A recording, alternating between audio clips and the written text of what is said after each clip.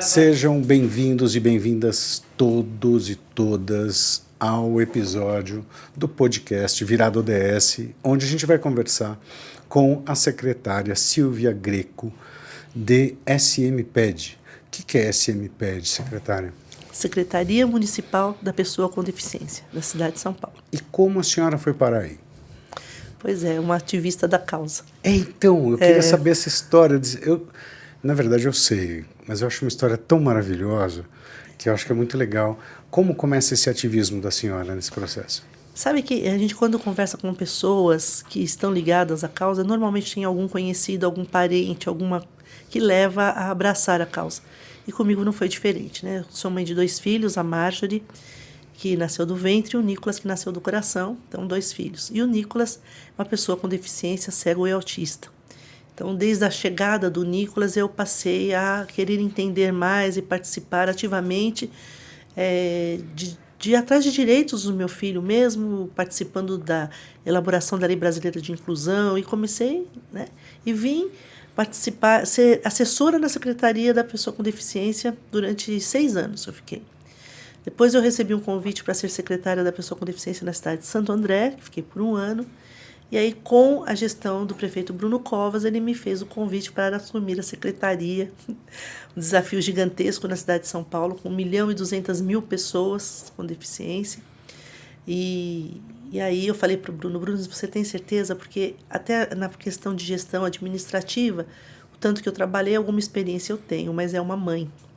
E aumenta a responsabilidade, né? E ele disse, é isso que eu quero. Então, hoje eu estou secretária, mas sou mãe do Nicolas, que é cego e autista. Que maravilha, que maravilha. Essa trajetória foi uma trajetória muito longa, politicamente falando. A senhora chegou faz pouco tempo, desses 6 anos, 7 anos.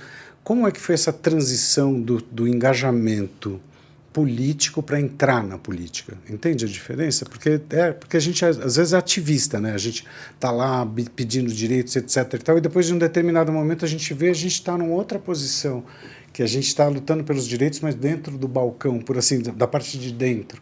Quando é que foi isso? Como é que foi essa transição? A senhora sentiu alguma dificuldade em relação a isso? Eu acho que na questão de dificuldade, eu não diria que é dificuldade, mas na ansiedade de querer que as coisas aconteçam de uma forma, como eu disse, sendo mãe. Então, a gente tem pressa de que as coisas aconteçam, a gente abre a secretaria, uma secretaria muito democrática, ouvindo as pessoas, porque existe uma premissa que diz que nada sobre nós sem nós.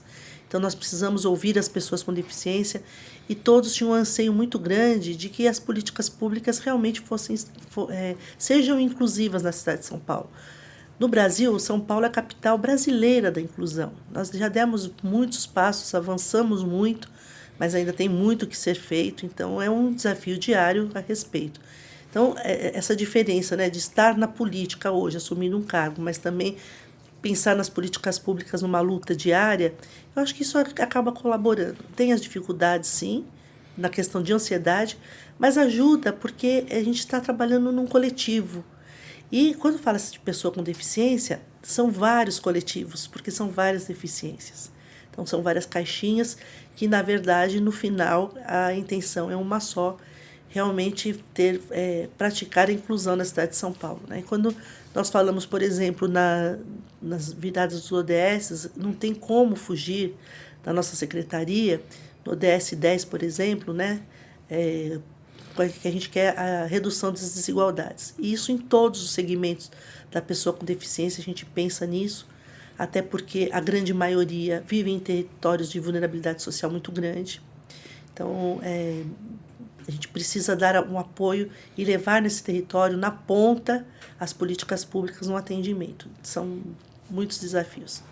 E sobre os projetos que estão acontecendo nesse exato momento, assim, como é que são esses programas? Eu gostaria de entender um pouco. A gente já ouviu, né? A gente fez uma gravação com um colega meu queridíssimo, Lucas, que é como ele mesmo falou, um case de sucesso, né? De inclusão, super legal.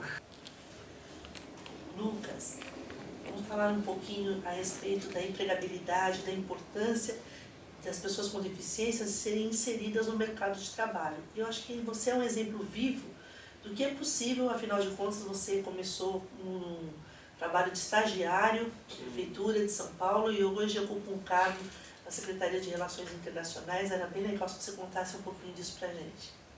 Não, com certeza. Eu sou Lucas, trabalho na Secretaria Municipal de Relações Internacionais. Entrei na Prefeitura pelo programa de estágio, né?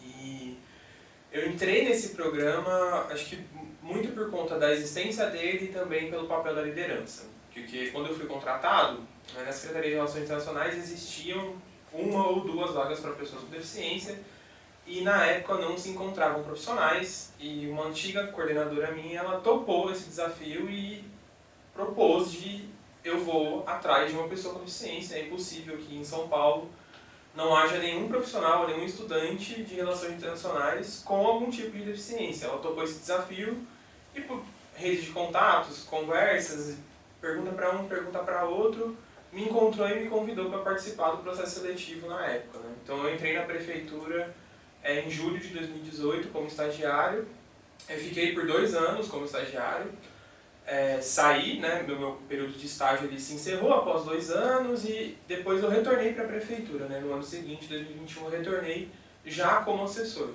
Então hoje eu trabalho com assuntos internacionais multilaterais da rede de cidade, é uma sigla muito grande, mas basicamente a gente tem um papel lá dentro da secretaria de conversar com agências da ONU, filantropias internacionais, bancos internacionais, enfim, tudo que for 2 atores, né, mais de 2 atores, a gente faz esse papel de intermediação e articulação com os entes internacionais. Então, pela prefeitura, eu já tive a oportunidade de fazer missões internacionais, representar a cidade, né, em congressos, em fóruns, na Conferência do Clima, que foi a COP28, participar do Parapan, né, secretária, a gente teve a participação lá na Casa Brasil, que foi muito incrível, assim, a oportunidade de estar junto com os atletas e representando a cidade. Então, uma vasta trajetória aí nesses 2 últimos anos que eu sou, vamos dizer assim, um case de sucesso de como que é importante, que são importantes, né, os programas de inclusão para pessoas com deficiência e também o papel das lideranças e das gestões que impulsionam as pessoas com deficiência, dão a potencialidade de cada um exercer o seu papel, a sua função e alcançar outras conquistas. Bom, Duda, você sabe que na Secretaria da Pessoa com Deficiência, aqui da cidade de São Paulo, todas as vagas de estágio, que nós temos 18, elas são ocupadas por pessoas com deficiência. Além disso, temos vários funcionários também com deficiência.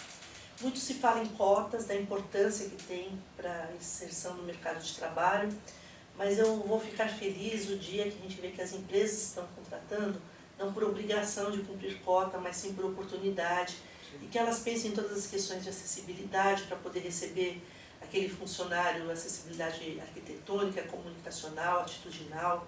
Hoje a era digital, que também não pode faltar, né, porque ajuda muito a ter essa oportunidade de realmente haver uma inclusão. Então, eu acho que isso faz parte da sua luta também, como pessoa com deficiência, que luta por direitos, né, e luta para não perder os direitos já garantidos, já conquistados. Então, para ver que quando se dá oportunidade, a gente tem condições de agregar todas as pessoas com ou sem deficiência no mesmo ambiente, onde todos aprendem a lidar com a diferença, né? Exatamente, exatamente. Muito bom. Que vai ser incluído em um determinado momento adequado. Mas quais são os outros programas? Como são os programas da SMPED? A senhora podia me explicar? Nós estamos aqui no Inspira Sampa, mas na nossa secretaria nós temos o Inclui Sampa. Que legal! O Inclui Sampa são ações que nós planejamos, fizemos um planejamento muito bem elaborado, porque nossa secretaria é uma secretaria meio que trabalha na transversalidade com todas as demais secretarias. Quando estão implementando as políticas públicas, nós discutimos com todas. Então, neste Inclui Sampa, são vários eixos de educação, cultura, esporte, lazer, de todas as outras secretarias, habitação, tecnologia. E aí, neste programa, fizemos um trabalho de planejamento para esses 4 anos. E são vários projetos de sucesso. Nós temos, por exemplo, a nossa Central de Intermediação de Libras, a CIL, que chegou a ser... recebemos prêmio internacional pelo que trabalho, legal, não sabia. Que nós atendemos com a CIL, nossa central, as pessoas que são com deficiência auditiva ou surdos da cidade. E é uma triangulação, ou seja, vamos supor que essa entrevista aqui seria eu e você, uma pessoa com deficiência auditiva. Então, uma terceira pessoa no aplicativo do celular, ele faz essa triangulação da nossa conversa, 7 dias por semana, 24 horas por dia. Caramba! Para todos os serviços municipais. Nossa, que loucura! Então, realmente é um sucesso garantido. Na questão de empregabilidade, que isso é muito importante. Quando eu falo de empregabilidade, é dar oportunidade para as pessoas com deficiência. Então, a gente tem as edições do Contrato SP da Prefeitura, e esse Contrato SP é uma feira de empregabilidade exclusiva para pessoas com deficiência. Ele é uma vez por semestre, uma vez por ano, uma vez... Uma vez por semestre. Uma vez por semestre. E a gente consegue muitas vagas e consegue inserir muitas pessoas no mercado de trabalho, porque as empresas elas têm a necessidade de contratar para cumprir cotas. Mas é um trabalho que a gente faz diário de conscientização com essas empresas, além de fornecer as vagas, é para eles entenderem o potencial que tem a pessoa com deficiência, não para simplesmente o cumprimento de cota, mas numa questão de dar oportunidade para essa pessoa. Então, o dia que isso acontecer, eu acho que eu vou ser uma pessoa muito mais feliz. Quando a cota não for necessária. Ou seja, a demanda vai ser natural. Eu preciso de alguém. Isso. Esse alguém pode ser... pessoa. É uma pessoa, ponto. Isso. Que, aliás, é uma coisa importante de a gente falar aqui. Quando nós nos referimos à pessoa com deficiência, o correto é falar pessoa com deficiência. Culturalmente, ainda tem pessoas que utilizam portador de deficiência, pessoas com necessidades especiais. E, na verdade, ninguém porta nada, né? O Lucas, que esteve aqui, ele não dá para hoje falar, hoje eu não sou cego, vou deixar minha cegueira em casa. Ele é uma pessoa com deficiência visual, uma pessoa cega. Então, por quê? Porque a pessoa antecede a deficiência, a pessoa como sujeito de direito. Muito boa. Então, muito é bom boa. a gente falar, porque as pessoas, não é que elas erram porque elas querem errar. Não, porque elas construíram isso daí, né? Antigamente era assim, né? Antigamente era assim, e aí você vai... Eu sempre falo, secretária, sobre essa questão de que eu cheguei numa idade que eu tenho muito pouco a aprender e muito a desaprender. Isso. Então, acho que a gente tem esse processo. Né? E é isso, a gente tem que aprender que agora é assim. E vamos aprendendo. É fácil, é só falar pessoa com deficiência, né? Pessoa com autismo, pessoa com deficiência visual, pessoa com deficiência auditiva, pessoa. Muito legal. É o ser humano. É muito legal. A senhora falou também sobre essa questão de ser uma secretaria meio. Me conta um pouco mais de quais são as conectividades. A senhora deu o exemplo da conexão com uma pessoa de Libras, etc. e tal. Que outro tipo de conexão? Que eu imagino que deve ter um monte, mas assim, me dá um exemplo para a gente poder entender como essa secretaria atua nesse meio e como ela se conecta com outros órgãos e departamentos. Vou dar um exemplo do trabalho que nós fazemos com a Secretaria de Cultura. A cultura inclusiva. Tão importante e necessário dar oportunidade para essas pessoas. Nós queremos as pessoas com deficiência nos palcos e na plateia, como produtor de evento. A virada cultural este ano foi totalmente inclusiva. Nós tivemos os intérpretes de Libras, tivemos pessoas com deficiência se apresentando nos grandes palcos, tivemos produtores com deficiência trabalhando e tivemos pessoas com deficiência assistindo aos espetáculos. Então, todo mundo ali participando. É muito importante porque é uma forma de a gente tirar essas pessoas de dentro de casa. Porque também tem que acabar com essa mania de as pessoas terem dó ou piedade da pessoa com deficiência, né? Ou capacitismo, aquela coisa preconceituosa. E quando a gente tira de casa, a gente pensa em outras políticas públicas importantes para essas pessoas. Por exemplo, na área de transporte. A partir do momento que ele está vindo para um show, que ele está participando de uma atividade na cidade, ele precisa do transporte. De um transporte o quê? Acessível. Então, uma coisa leva a outra e nós precisamos trazer as pessoas, incluí-los na sociedade de uma forma integral. E, por exemplo, na cultura tem sido isso um grande sucesso. Além disso, nós temos todos os anos, fizemos este ano um festival para pessoas com deficiência também, Festival Sem Barreiras, show de talentos para conhecermos novos talentos em todas as áreas artísticas da cidade. Então, também foi um grande sucesso. Ou seja, é incluir verdadeiramente essas pessoas. A senhora está sentindo, assim, a senhora sente um espaço diferente para esse debate, no sentido de uma evolução positiva, não por causa do seu trabalho, mas porque a sociedade talvez também esteja mudando um pouco, ou a senhora ainda sente essa resistência em relação ao capacitismo e todas essas questões? Como é que, assim, que a senhora sente bem na pele, né? Eu acho que já mudou muito. Se nós olharmos para trás, a gente percebe que existe sim uma mudança na mentalidade das pessoas, na questão de um respeito, já houve uma mudança. Ainda tem muito que alcançar, mas já houve uma grande evolução. E isso também tem sido um grande trabalho que a gente tem realizado dentro da Secretaria, é de dar visibilidade à causa. É muito importante, porque as pessoas com deficiência, elas sempre foram muito invisíveis perante os olhos da sociedade. Como eu disse no início, se não tem alguém na casa, a gente não sabe e não quer aprender a lidar, né? Não faz questão de saber. A partir do momento que a gente tem alguém próximo, aí vem a necessidade. Mas eu acho que a sociedade hoje já está mudando um pouco o olhar, mas ainda tem muito o que conquistar, sim. Tem que olhar e dar oportunidades e achar saudável a convivência. Porque as pessoas, dependendo da deficiência, elas sentem uma dificuldade, por exemplo, na comunicação, elas não vão tentar se comunicar, elas simplesmente deixam de lado. E não é assim, né? A questão de... Ela se anula, né? Ela se anula. Ela se anula. Então mudou muito, mas temos muito ainda o que conquistar, sim. Eu tô me lembrando de uma frase muito legal que eu tive, que eu recebi uma diretora de uma ONG aqui no Brasil, que é o objetivo dela incluir mulheres na área de programação, porque tem muito pouca mulher que trabalha com tecnologia e tal, então eles têm um trabalho meio, né, de uma equidade de gênero, capacitação das pessoas variadas. E ela fala um negócio que eu acho muito interessante, como você saber se o seu ambiente é um ambiente saudável, né? Você tem que fazer o teste do pescoço, né? Que é basicamente virar a cabeça, dar uma olhada e ver e falar assim, será? Quantas pessoas com deficiência tem por aqui? Quantas pessoas, quantas meninas trabalham por aqui? Quantos homens trabalham por aqui?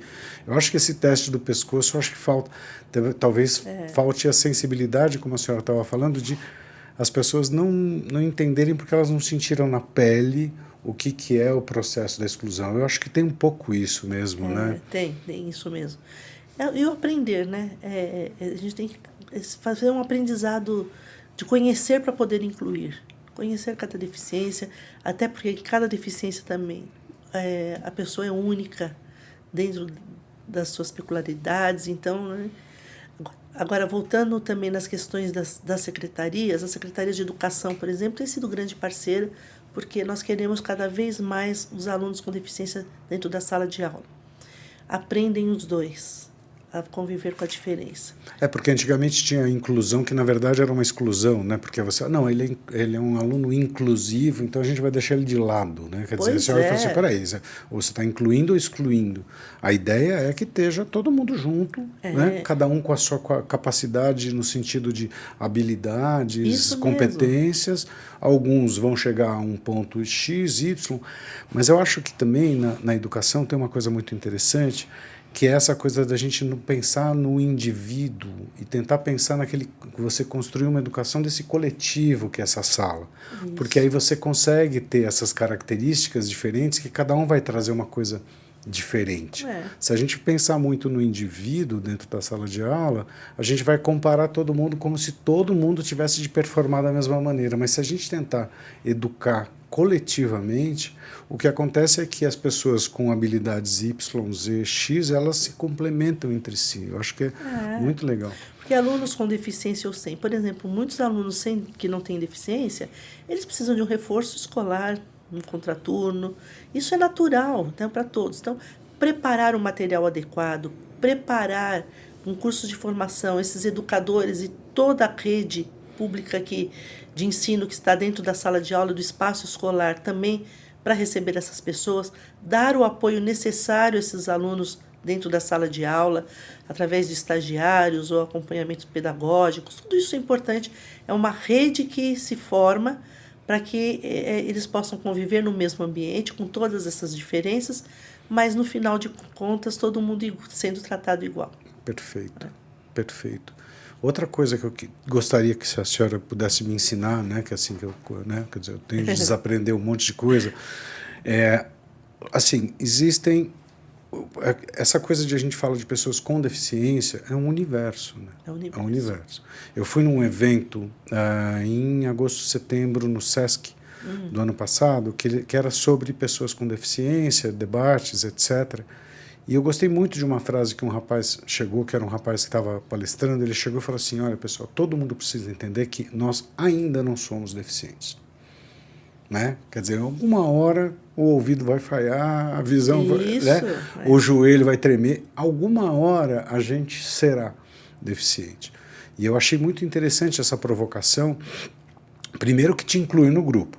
Isso. Né? Primeiro você chega e fala assim, ô bonitão, peraí, você tá bonitão agora, mas depois quem sabe o que vai acontecer com você. Né? E segundo, dessa questão da gente ver esse processo de você incluir as pessoas. Todo mundo tem seus problemas. O que eu queria entender é assim, quais são as grandes frentes em relação às diferentes pessoas com deficiência e quais são os desafios em cada uma delas? Contar um pouquinho para a gente. Por exemplo, a gente já sabe a questão das pessoas com problemas de visão, né? Quer dizer, então tem toda uma questão, e aí tem tipos de bengala com cores diferentes e tal. Mas dentro desse grupo, nós temos as pessoas que são pessoas com cadeiras de roda também, a gente tem pessoas com muletas, é um universo de gente, né? É um universo muito grande. E quando a gente fala de acessibilidade, a primeira coisa que vem na cabeça de todas as pessoas é rampa, é acessibilidade arquitetônica, que é muito importante, que a sociedade também deveria ter este olhar, porque quando a gente fala de calçada, não é a calçada pública também, é a calçada privada, da pessoa que vai ficar preocupada em fazer uma forma boa de ela entrar com um veículo dentro de casa, mas ela não pensa que naquela calçada é o direito de ir e vir de pessoas cadeirantes, com carrinhos de bebê, Perfeito. Idosos. Então a consciência tem que ser coletiva, né? Um trabalho coletivo. Mas não é só acessibilidade arquitetônica, atitudinal, comunicacional, digital. Hoje, com a era digital, né, todos esses equipamentos que a gente pode fornecer como ferramenta de trabalho, por exemplo, para uma pessoa cega, ela é muito importante. Ele tem que ter acesso a isso. E como são várias deficiências, a gente trabalha num mundo diverso, real, na nossa secretaria. Porque nós temos pessoas com autismo, temos pessoas, né, com deficiência auditiva, deficiência visual, os cadeirantes, deficiências múltiplas, doenças raras que acabam tendo alguma deficiência. Então, não é fácil porque cada um tem a sua medida que a gente possa fazer de atendimento, de fornecer serviços de reabilitação. E é uma gama muito grande de várias deficiências. Isso é um desafio para o poder público, não só da cidade de São Paulo, né, mas para todo o poder público, é poder atender a todos de forma igualitária.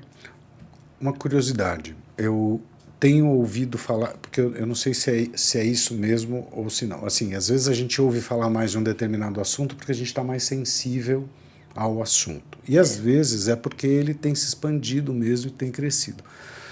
E a senhora acha que que a questão do autismo, né, do TEA, né, que o pessoal fala, ele está mais evidente agora ou a gente percebe uma quantidade maior de crianças que estão dentro do espectro que talvez antigamente a gente não percebesse? Como a senhora tem alguma opinião sobre isso? O número é gigantesco. Hoje fala-se muito do autismo.